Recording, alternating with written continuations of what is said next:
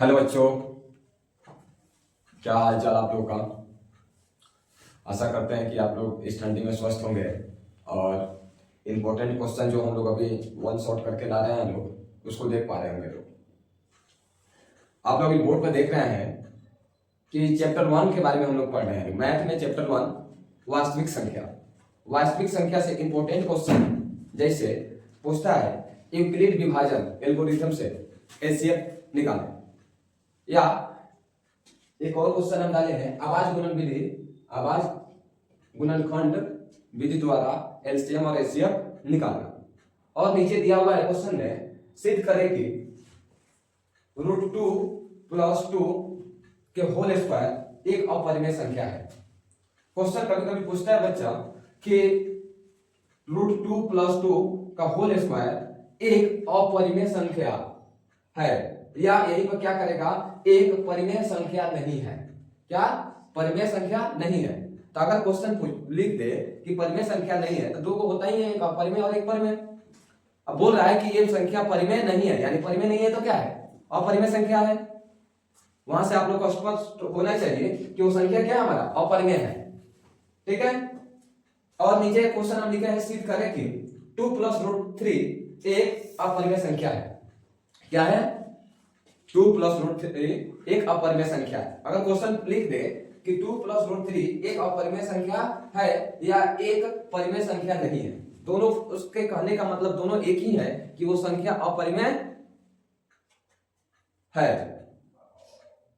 परिमेय संख्या वो नहीं है। चलिए एक क्वेश्चन पहले ऊपर देखते हैं। यूक्लिड विभाजन एल्गोरिथम का प्रयोग करके 252 और एवं 594, यही ना, हम लोग को निकालना क्या है, एचसीएफ निकालना है। एचसीएफ निकालने के लिए हम लोग क्या करते हैं, यूक्लिड एल्गोरिथम विभाजन वाला जो रूल है a = bq + r,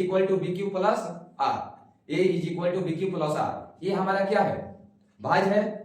ये हमारा क्या है जी, भाज है। और हमारा, और बोलिए जी, b हमारा क्या होता है, a = b, जैसे हम लोग एक फॉर्मूला लिखते हैं लोग, a = bq + r, जहां a तो हमारा क्या है, भाज है, और b हमारा क्या है, भाजक है ना।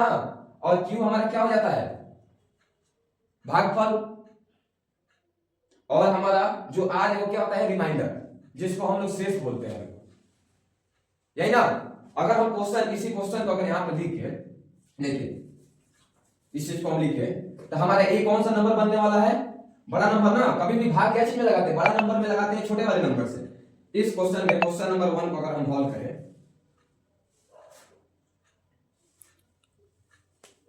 तो a = क्या आने वाला है हम लोग का, 594, ठीक है ना। हम लोग को मालूम है ना a = bq + r, तो हम लोग का b क्या आने वाला है, b आने वाला है 252।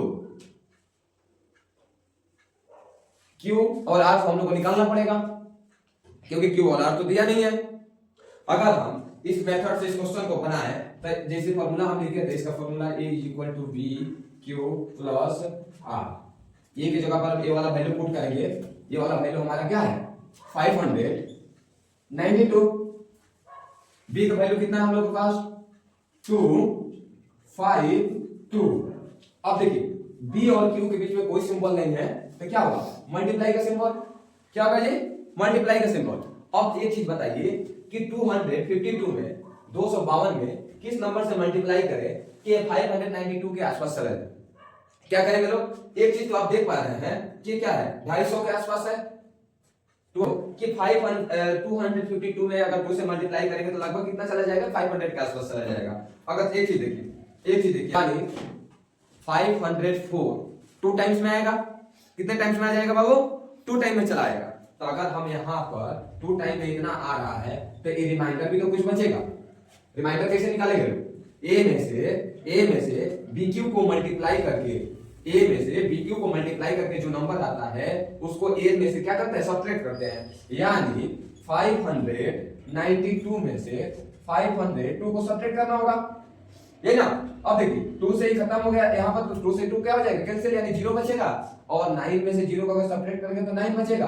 5 में से 5 को सब्ट्रैक्ट करें तो 0, यानी यहाँ पर हमारा रिमाइंडर कितना बच रहा है, शेषफल कितना बच रहा है बच्चा पाते 90 बच रहा है। कितना बच रहा है 90, यही ना जी, कितना बच रहा है 90। अब क्या करते हैं लोग, अब जो ई वाला नंबर है ना बी को मान लेते हैं ए, जैसे ही क्या आ जाएगा हमारा 2 5 2 इज इक्वल टू, और जो हमारा शेषफल है ना उसमें मल्टीप्लाई करके हम लोग क्या करते हैं चेक करते हैं कि उसके आसपास नंबर जा रहा है कि नहीं जा रहा है। देखो अभी करते हैं, शेषफल हम लोग के पास 90 या यानी 90 मल्टीप्लाई 200 है, 2 से ही करना होगा। 0 किसी भी नंबर में अगर 0 से मल्टीप्लाई किया जाता है तो नंबर क्या हो जाता है 0 हो जाता है। 9 2 जा 80, यानी 180 आएगा कितने टाइम्स में 2 टाइम्स में। या अब ये जो 180 आया है ना बी और क्यू को मल्टीप्लाई करने पर उसमें क्या करते हैं ए को सब्ट्रैक्ट करना पड़ता है ना, यानी ये हमारे पास कितना है 252 और सब्ट्रैक्शन हम लोग के पास 180 सब्ट्रैक्ट करने पर कितना बचेगा 2, अगर इससे 1 कैरी लिया जाएगा तो 15 में से 8 सब्ट्रैक्ट हो जाएगा तो 7, ये भी 1 हो गया और ये 1 से 1 क्या हो जाएगा कैंसिल, यानी हम लोग के पास रिमाइंडर कितना बचने वाला है 72। रिमाइंडर कितना बचेगा बच्चा बटे 72। अब यहाँ पर देखिए फिर क्या करेंगे लोग हम लोग, ये जो 90 है ना उसको यहाँ पर लिखेंगे लोग, क्या करेंगे लोग उस 90 को वहां पर लिखेंगे लोग। देखिए 90 इज इक्वल टू, अब बी क्यू प्लस अपने से बनाना पड़ेगा बी, यहाँ पे जो 72 है यहाँ पर लिख देते हैं लोग,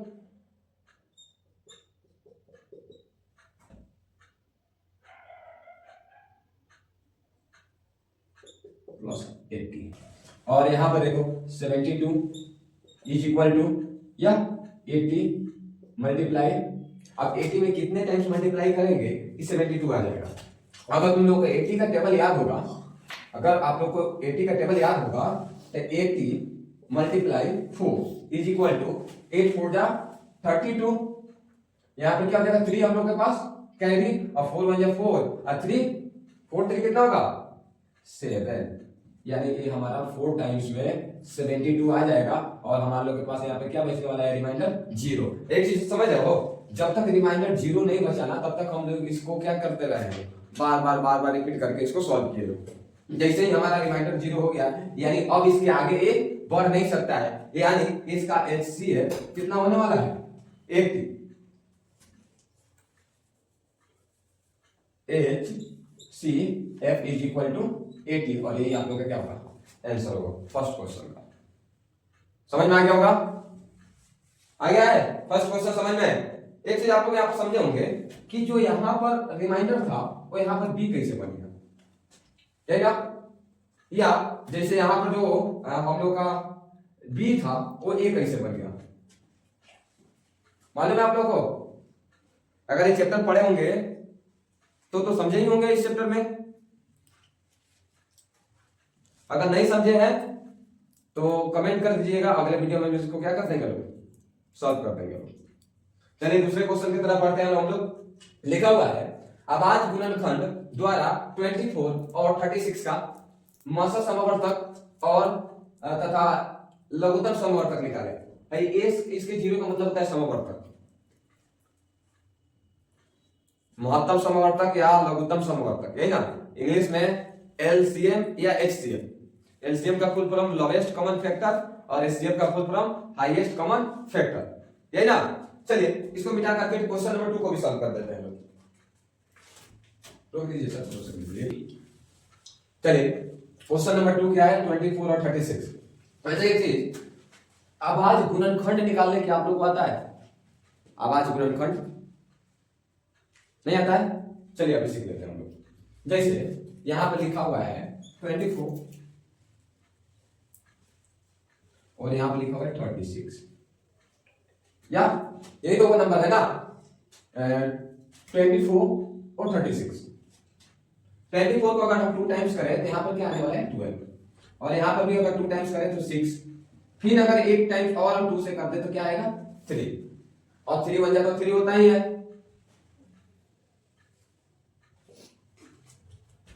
या 2 टाइम्स में 12 2 जा 24 और 6 2 जा 12 और 3 2 जा 6 और 3 1 जा 3। इसी को अगर इसको करेंगे लोग 2 से, यहां पर आएगा 18, फिर 2 से करेंगे लोग तो 9,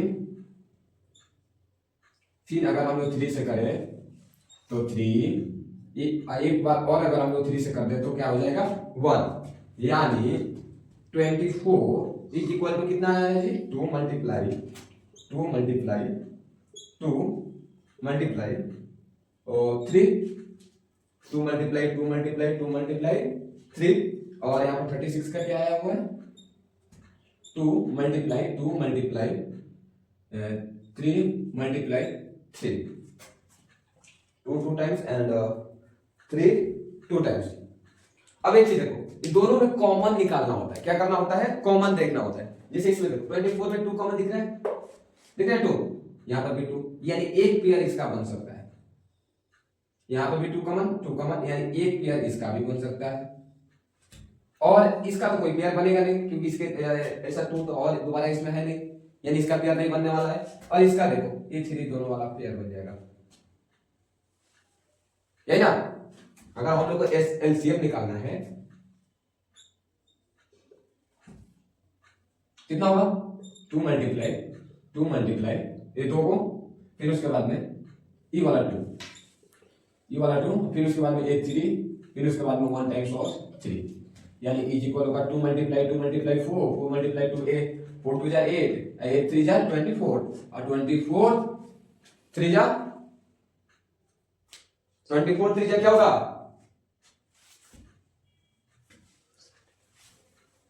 20, यानी हम लोग का इसका एलसीएम क्या आने वाला है 72। क्या आएगा एलसीएम 72, लॉग कीजिए 72। अब इसी का क्या करना है एलसीएम निकालना। चलिए एलसीएम निकाल लिया है लोग, कॉल आ गया तो इसीलिए वीडियो कट गया है, हालांकि दोबारा इसको ऐड कर दिया जाएगा। इसका एलसीएम निकालना है। क्या निकालना है HCF, क्योंकि क्वेश्चन बोल रहा था, क्वेश्चन में मौसम और लघुत्तम, यही ना जी। इसको हम लोग बोलते हैं क्या है लोग HCF, या और इसको हम लोग क्या बोलते हैं लोग LCM। फुल फॉर्म आप लोग को मालूम होगा, LCM होता है लोएस्ट कॉमन फैक्टर, अभी बताया भी है। तो HCF क्या होगा बताइए, क्या होगा HCF, जो कॉमन है ना उसी को मल्टीप्लाई किया जाता है। जैसे 2 मल्टीप्लाई ई वाला 2 और ये वाला 3, एक चीज है 2 मल्टीप्लाई 2 इज इक्वल टू 4 और 4 मल्टीप्लाई 3 इज इक्वल टू 12, यानी हम लोग का एलसीएम कितना हुआ आया था 72 और एलसीएम कितना आया है 12, यही ना। समझ में आ गया नहीं आया, फिर से समझ लेते हैं एक बार। 24 को अगर हम लोग तोड़े गुणनखंड करें तो 2 मल्टीप्लाई 12 इज इक्वल टू 24, और फिर अगर 6 से 2 में मल्टीप्लाई करेंगे तो 12, अगर हम लोग 3 से 2 में करें तो 6 और 1 से 3 में मल्टीप्लाई करें तो 3। और यहां पर देखो 2 मल्टीप्लाई 80 यानी 80 2 जा 36, 9 2 जा 80 और 3 3 जा 9 और 3 1 जा 3, सही है। यहां कुछ नहीं किया, बस ये 24 जो है इसको लिखे, और जैसे गुणनखंड केस जैसे 2 multiply 2 multiply 2 multiply 3 2 multiply 2 multiply 2 multiply 3, और यहां पर देखिए 2 मल्टीप्लाई 2 मल्टीप्लाई 3 मल्टीप्लाई 3, सही है। और इसको क्या कर दिए पेयर बना दिए। उसके बाद में एलसीएम निकालने के लिए सारे नंबर को ही मल्टीप्लाई किया जाता है। जैसे पेयर जो बन गया 2 2 का पेयर बन गया 2 2 का, अब ये 2 को नहीं है एक ही है, और जो पेयर नहीं बना हुआ है जैसे ई वाला 2 और 3 इसको तो मल्टीप्लाई करना ही पड़ेगा। अरे समझ में, एलसीएम निकालने के लिए ये दोनों जो कॉमन दिख रहे हैं ना उसी को क्या ये दोनों 2 को और यहाँ पर 3 इसको क्या करना होगा मल्टीप्लाई करना होगा। जैसे 2 मल्टीप्लाई 2 इज इक्वल टू 4 और 4 मल्टीप्लाई 3 इज इक्वल टू 12, बन जाएगा क्वेश्चन। अगले क्वेश्चन बनाने के लिए हो सकता है आप लोग बोर्ड मिटाना पड़े। अगर क्वेश्चन पूछे भी ना आपके एग्जाम में कि √2 + 2 का होल स्क्वायर एक परिमेय संख्या नहीं है, तो परिमेय संख्या नहीं है तो क्या है अपरिमेय संख्या है, या क्वेश्चन पूछे कि एक अपरिमेय संख्या है, वो तो स्पष्ट दिखाई दे रहा है, ठीक है। इसको अभी मिटा रहे हैं, तब तक सर वीडियो काट दीजिए। चलिए क्वेश्चन हम लोग पढ़ ही लिए थे लोग कि √2 + 2 का होल स्क्वायर एक अपरिमेय संख्या है। एक क्वेश्चन मिटा दिए हम, क्वेश्चन नंबर 4, 2 + 2 3 एक अपरिमेय संख्या है। हालांकि इसको सॉल्व करने के बाद सॉल्व कर देंगे लोग, नहीं तो आप लोग कीजिएगा, अगर नहीं होगा तो कमेंट कर दीजिएगा, तो उस क्वेश्चन को भी आगे वीडियो में क्या कर दिया जाएगा, सॉल्व कर दिया जाएगा।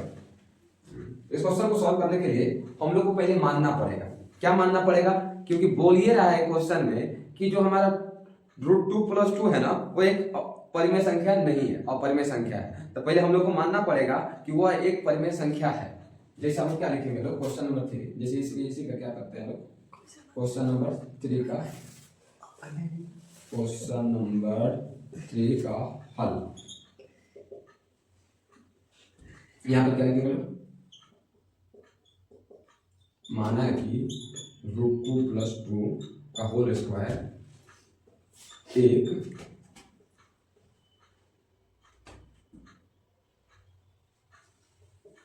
परिमेय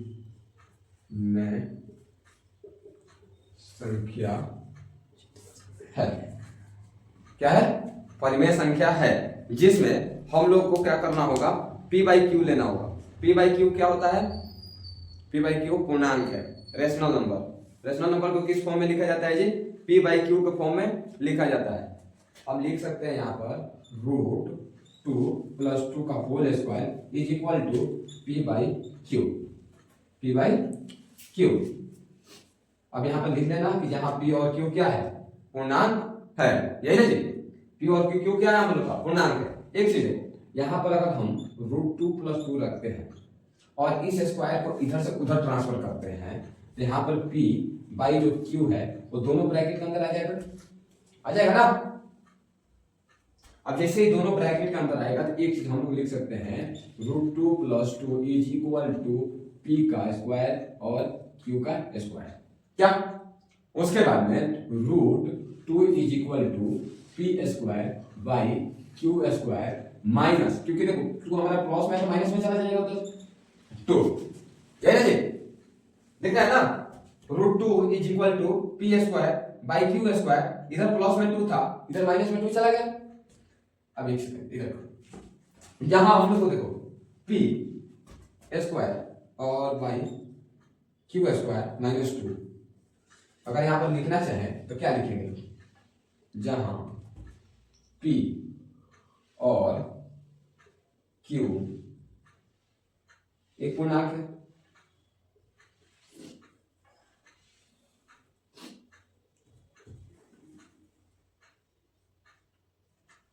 ये ना, यानी नहीं, लेकिन एक चीज समझो, यहां पर √16 होगा ना, जो नंबर रूट के अंदर से बाहर निकल जाता है जैसे 4, तो ये हमारा क्या हो जाएगा, परिमेय संख्या। या अपरिमेय संख्या तो नहीं होगा, लेकिन 2 क्या चीज से निकलेगा बताओ, नहीं निकलेगा। इससे निष्कर्ष क्या निकल रहा है जी, लेकिन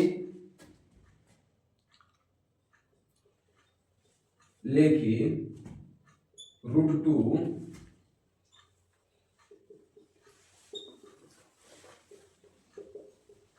संख्या है, क्या है, अपरिमेय संख्या है। अब एक लाइन और लिख सकते हैं, यहां तो दिखाई दे रहा है कि नहीं दिखाई दे रहा है सर, दिखाई दे रहा है, तो एक लाइन और तुम लोग लिख लो, अतः यह निष्कर्ष निकलता है, अतः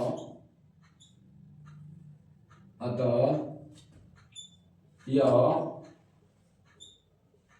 निष्कर्ष निकलता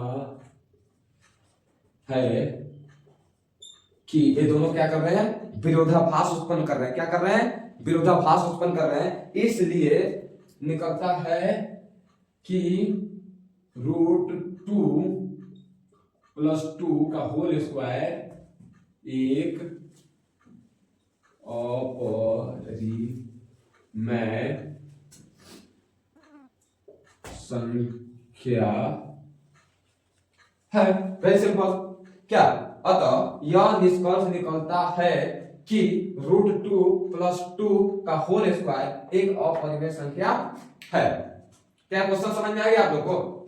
सबसे पहले इस क्वेश्चन को बनाने के लिए हम लोग को मानना पड़ता है कि माना कि √2 + 2 का होल स्क्वायर एक परिमेय संख्या है। क्योंकि परिमेय नहीं मानेंगे, पहले ही अपरिमेय कर देंगे, तो क्वेश्चन में पूछ रहा है कि एक अपरिमेय संख्या है, अपरिमेय संख्या है से भी है भी, उसको परिमेय नहीं मानेंगे तो अपरिमेय सीधे नहीं हो पाएगा। क्या होगा? नहीं होगा ना। इसलिए इसको सबसे पहले क्या किए, परिमेय संख्या माने, थोड़ा सा इसको सॉल्व किए, जैसे इधर स्क्वायर था तो इधर ट्रांसफर किए, उसके बाद में इधर 2 जो क्रॉस में था इधर माइनस में कर दिए। जहां बताना था हम लोग को p और q क्या है, पूर्णांक संख्या है, लेकिन √2 अपरिमेय संख्या है। ये तो हमारा परिमेय संख्या है, लेकिन √2 हमारा क्या, अपरिमेय संख्या है। और यह निष्कर्ष निकलता है कि √2 + 2 का होल स्क्वायर एक अपरिमेय संख्या है। एक क्वेश्चन और आप लोग का बन जा रहा है, 2 + √3 एक अपरिमेय संख्या है, उसको अगले वीडियो में सॉल्व कर दिया जाएगा। और आप लोग कमेंट कीजिएगा। तो एक चीज जानिए, अभी हम लोग जितना भी क्वेश्चन बनाए हैं ना, सॉल्व किए हैं, ये सारे क्वेश्चन, इसी सारे क्वेश्चन के बेस पर आगे क्वेश्चन आपके एग्जाम में पूछ सकता है। जैसे हम लोग सिद्ध किया है लोग, √2 + 2 का होल स्क्वायर एक परिमेय संख्या नहीं है, यानी अपरिमेय संख्या है। अगर क्वेश्चन पूछ दे कि √2 + 3 अपरिमेय संख्या है, केवल नंबर चेंज करेगा ना, बाकी क्वेश्चन तो सेम रहेगा। जैसे √5 अपरिमेय संख्या है, ऐसे करके पूछ सकता है। या यहाँ पर जैसे हम लोग क्वेश्चन पढ़े थे लोग, 252 और यहाँ पर 594 का मौसा निकालना था। क्या निकालना था? एचसीएफ निकालना था ना। क्या करेगा? इन दोनों नंबर को चेंज करेगा, इन दोनों नंबर का चेंज करेगा और इसके जगह पर दूसरा नंबर रख देगा, क्वेश्चन सेम ही दे देगा। अब बोलेगा बनाइए। आपके चैप्टर 1 से इससे ज्यादा कोई क्वेश्चन नहीं आने वाला है, बस बेस यही रहेगा, नंबर चेंज होगा, क्वेश्चन चेंज होगा और कुछ नहीं होगा। चलिए फिर हम लोग मिलते हैं लोग अगले चैप्टर 2 अगले वीडियो में लेकर के।